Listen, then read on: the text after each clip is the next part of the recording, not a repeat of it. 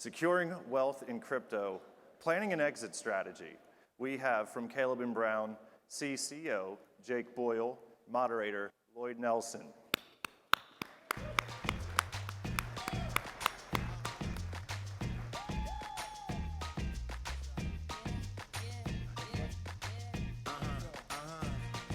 XRP Las Vegas, how y'all doing?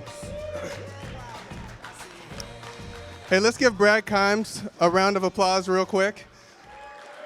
We all live in this digital world. Thank you. We live in a digital world where we log on to X every day and we're on YouTube and we're watching videos. Well, Brad has taken his time to bring all of these people together, thousands of like-minded individuals. Raise your hand if you are the resident crypto expert among your friends at your job and your family. Raise your hands. Okay. Raise your hands if you check your portfolio 5 times a day. Yep. So the cool thing about being in crypto is it's expanded my vocabulary. I now use words like face melting and parabolic and paper hands. So I want to leave you with this before I bring Jake out. If you guys don't have a plan, then you plan to fail. So with that in mind, I'm going to bring out Jake from Caleb and Brown, and we're going to have a conversation about securing your wealth.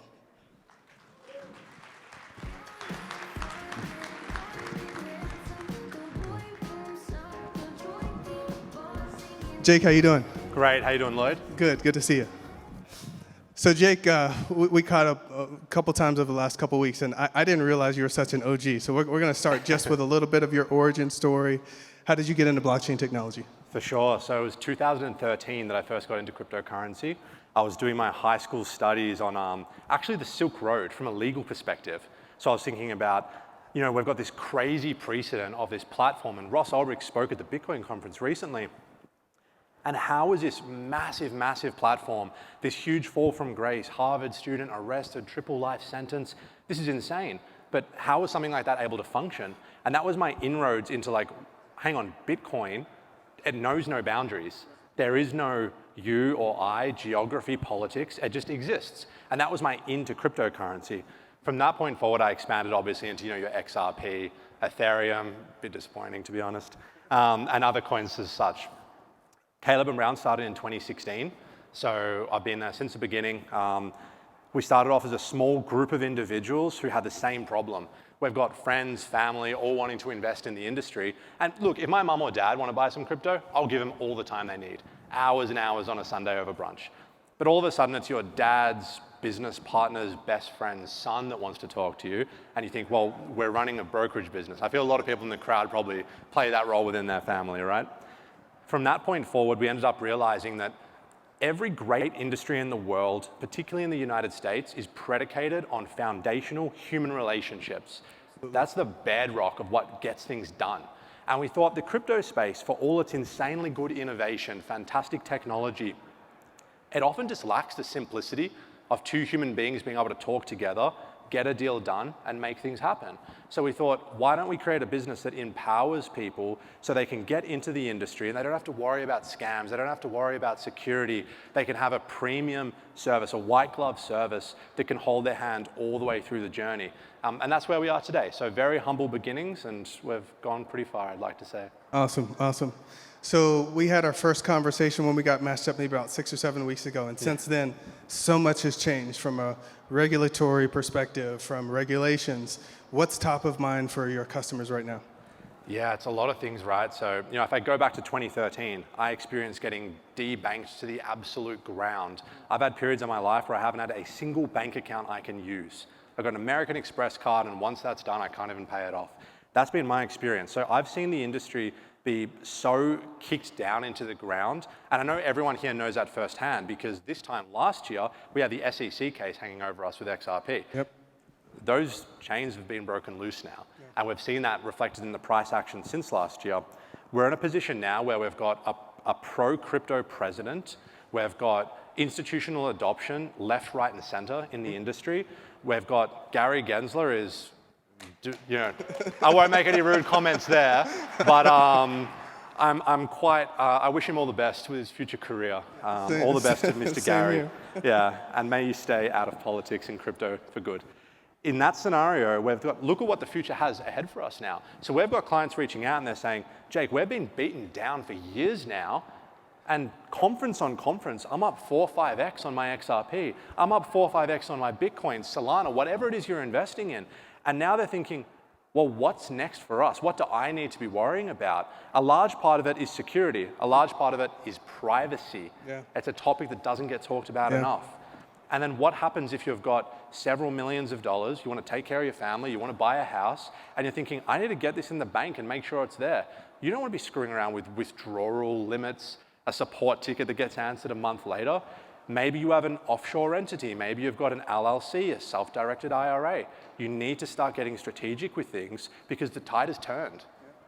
Yeah, I think everyone in the room has maybe been affected by the recent Coinbase hacks, and not to say anything negative about another company, but every day I'm afraid to click on emails. I'm afraid to open emails. I'm getting text messages that says, hey, did you approve this withdrawal? Call this number. How does Caleb and Brown mitigate that? Yeah, it's a really important question. We took the approach of, we don't want to have millions of customers and an automated solution. And don't get me wrong, a lot of these solutions are absolutely fantastic. They're the bedrock, the foundation of cryptocurrency adoption. We just took the approach of thinking, we want to have far fewer clients where we know their first name, we know the name of their dog, we know where they like to take vacations, and their broker builds a personal relationship with them. And what that means is we can still use technology and all the benefits there, but we don't have to depend solely on it, because there's attack vectors at every corner as technology develops, as do the scammers, as do the risks. So for example, clients can say, I want to send coins to Caleb and Brown. I want to put limit orders in place to sell XRP, take some profit at $5, $7, whatever it may be. And from there, they can freeze their account and customize an unfreezing process with their broker one-on-one. They can use Gmail if they want, or Proton Mail, Signal. We have clients around the world who say, I only want to withdraw if I'm physically in your office. We're talking about an office in Melbourne, Australia, so people take it seriously. We've got clients all around the world with different problems they're looking to solve, and we've realized that every individual client needs different things, and our job is to say, this is what we can offer you, these are the products that we've built, pick and choose what works for you, and tailor an exit strategy solution that suits you as an individual. So what are your wealthy clients doing? What strategies are your wealthy clients doing that maybe someone who just got into crypto 2 years ago may not be on their radar yet? It's an exciting question. So we don't have any withdrawal maximums or trade maximums, and we're a premium white glove service. So naturally, having clients all around the world, we have a lot of exposure to, I guess, what you would call the whales in the space. Full transparency, we have clients with well over $100 million in cryptocurrency. Wow. Yeah, and we've got clients who are Bitcoin OGs, XRP OGs back from the day, and they've made their money. We've got family offices, we've got private firms, we've got MBA players, you name it, a whole variety. The main thing they're worrying about is actually privacy, I would say. They don't like the idea of having their passport spread across all these automated platforms all around the world, and there's a new one coming up every other day, right? They don't want that. They want a situation where they can onboard, they can have their partner, their accountant, their lawyer, their assistant, their children embedded in that one little ecosystem with a broker. The broker can take them out for lunch in their home city. You can meet them in person, get personal with them, and kind of keep that as a private cryptocurrency affair, so you don't have to worry about all the headlines you might see on Twitter of, data being leaked, accounts being compromised. I would say privacy is the biggest one, and then off-ramping. It's all good and well to have the paper gains, but if you can't turn that into an alternative asset you might want, whether it's a property, whether it's your kid's college tuition, whether it's a Porsche 911, whatever it is you like, you need to be able to get that in the bank and make it real. And if you're stuck with a $10,000 a day withdrawal limit, if you've got enhanced KYC at the 11th hour, when you finally hit your sell targets and you want to get that money out, that's frankly just not good enough. Yeah, so I'm sure there's a lot of people in the crowd just like me who probably have like 80-90% of their liquid net worth on their ledger in a safe. So how do you think about and approach custody? Yeah, custody it's a really critical part. I think it's as far as our business is concerned, we don't gain anything from a client leaving assets with us. Like full transparency, we have to have cybersecurity teams, tech teams, operations teams, third-party auditors, we deal with regulators all the time around the world, and we don't charge any custody fees. We don't lend out your assets, we don't rehypothecate your assets, we don't stake them. They sit in the most boring, dry, buried, isolated wallet for your account, and we cover all the costs of maintaining that. So for us, we offer that as a solution, saying, if this works for you, it's something that we offer, and your broker will walk you through that. If you're using a ledger, a Trezor, a paper wallet, and that works for you, and you're empowered, and you're like, you know what, Jake, this works, I know how to get things done with this, I'm not concerned, you don't have a problem. So our job is just to say, here are the things we can do. If that solves a problem for you, let's do it. And if it doesn't, here are other things we can do, and it's really easy business like that. It's awesome. So what's next for Caleb and Brown? What's your vision for your organization next 2 years, 5 years? Where do you think the industry's going? Yeah, well, mentioning before that the tide has turned, and the naysayers and the people who kind of beat this industry down in the past, particularly those who are in positions of authority and power in the USA in particular, again, they were just wrong. Like, it's just as simple as that. You were incorrect. And I'm so happy that from 2013, I was first buying Bitcoin at a Starbucks for a few $100s in my paycheck. Like, to see how far the industry has gone since then, and to see how much further it has to go, is so exciting. So our measure of success, what we're wanting to do as a business, is just build more solutions to the problems that we foresee happening in the future.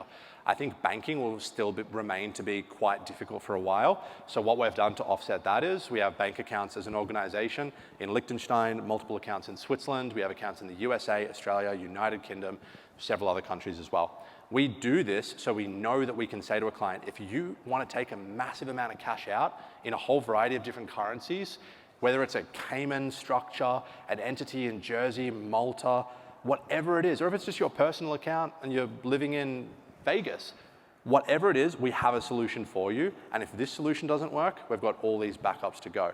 That's one thing that we've been working on actively, is the banking side of things. I would say beyond that, remittance licensing is another one we're wanting to explore. The idea where a client can actually sell assets through Caleb and Brown and say, here's my mortgage broker, I want some money sent over here, pay off this mortgage, get that headache out of my life. I want to buy a beach house, I've got a real estate broker I'm working with, I'm going to put you in touch, you guys sort it out. I've got tax bills to pay, send it here, and I want to buy a new car. We just want to be able to house all of that locally so we can make things as premium and low touch with no headaches for the individual. Awesome. So there's 30 or 40 people in the audience who have heard enough. They're ready to go.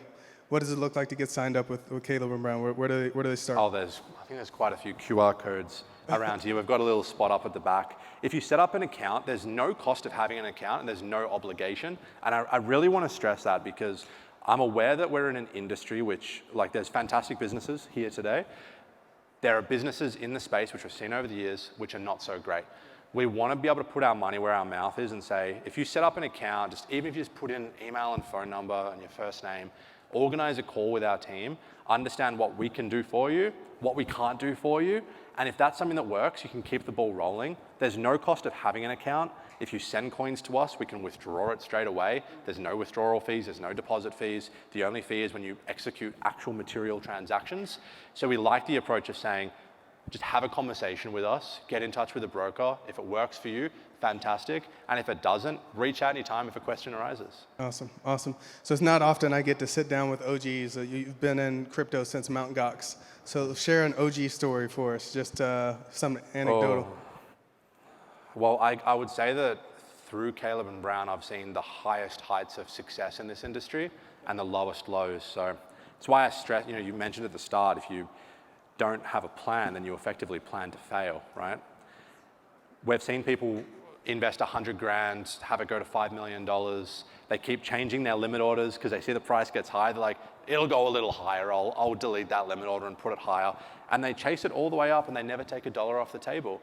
And they have this emotional investment where you need to get these colossal gains. But the reality is, if I sold my XRP today, I've made a profit. I'm a happy man. Yeah. Life is good. It'll probably still go up further, but I still made a good investment. So we've seen clients round trip multi-million-dollar bags all the way back down because they're too emotionally invested and greedy. On the flip side of that, like, we've had clients who have invested very modest amounts and cashed out amounts of money which is life-changing for their lifetime and several others in their bloodline. So I think the craziest story I've ever experienced is probably the first day I bought Bitcoin, though, because What was your entry? well, I'm on Local Bitcoins. It's a little forum that doesn't exist anymore, and you meet someone at a Starbucks. They, no, I don't want to be judgy or anything, but I kind of tried to dress a little bit professional and give myself a respectable image, and they did not do such a thing. And I was starting to think, you know, I was like sizing them up. I was quite young at the time. I'm like, yeah, look, I think this is going to go south. I think I'm not going to get the Bitcoin. I'm not going to get my cash. And I'm probably not even going to get to keep my shoes as well. Thankfully, that was not the case. So I managed to buy Bitcoin. I'm like, my knees are shaking and things like that. And it was insane because that Bitcoin that I bought was actually with a paycheck that I got when I would have been 16 years old at the time, working at Kmart. I think you guys have Kmart over here. And the crazy thing is I kept the Bitcoin. So now I look back at that paycheck and I think Kmart must have paid me like 40 grand an hour or something in hindsight. So I think that's my coolest story. That's I'd cool. say. That's cool.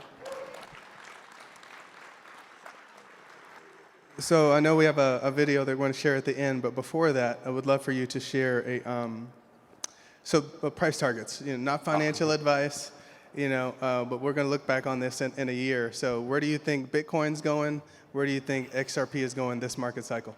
Yeah, I like to keep things as biased as I am, as someone who's 100% invested in crypto and has been for the last decade. I still try and look at both sides. We had a great start to the year. It was a roaring start to 2025. We got humbled dramatically and we got reminded that cryptocurrency is still a risk-on asset. It's, you know, a few $1 trillion market cap. It's nothing in the grand scheme of the world. We're early days. So when geopolitical conflict rises, when tariff wars with the States and China and the like, that becomes a topic of concern. Inflation, interest rates, crypto will still get sold off as a high-risk asset class because the bottom line is you're going to sell your cryptocurrency before you risk losing your family home, right? Yep. So I still think that we have a bumpy road ahead. I don't think it's just a straight North Star, straight line to the top from here. I do think, though, that a lot of that pain is behind us at that early part of this year. If we can see a cleaner environment on a geopolitical basis, if the world can be at peace, which we all desire so much, if we have interest rates coming down, if we have employment numbers in the US thriving, and we can have an environment where new investors can have that liquid capital to get empowered and start investing in the space, I'm looking to see when Coinbase is #1 on the App Store. I'm looking to see when Google search trends have Ethereum spelt incorrectly as a trending search, because it means that people are hearing about it and they're Googling it and wanting to buy it. I think if that happens, I think that Bitcoin will repeat history. We'll see Bitcoin go up further, maybe around the 150K mark. From that point forward, I think we steady on Bitcoin and a lot more of that volume starts to flow down through the altcoins. I'm talking your XRP, I'm talking your XLM, your Solanas, your Ethereums, and things start to get a bit more risk on. People are happy to be innovative then. And I would like to see XRP double its previous all-time high. And I think from that point forward, I would like to reassess. All right, awesome. Thanks, Jake. So with that, we're going to roll a Caleb and Brown video. In crypto, speed matters, but trust matters more. At Caleb and Brown, you're never on your own. We connect you with your own personal broker and 24/7 team, ready to help you buy, sell, or swap over 250 digital assets with one flat, transparent fee. No spreads, no slippage, no hidden costs. Get the best market prices through deep, aggregated liquidity executed by our professional trading desk. Your funds are secured with institutional-grade cold storage for total peace of mind. Track every move in real time with our intuitive client portal, anywhere, anytime. Whether you're trading as an individual, trust, or business, we give you speed, security, and peace of mind. Thousands of clients in over 100 countries already trust Caleb and Brown. Visit calebandbrown.com and start your personalized crypto journey today. Thank you, ladies and gentlemen. Jake with Caleb and Brown. Thank you.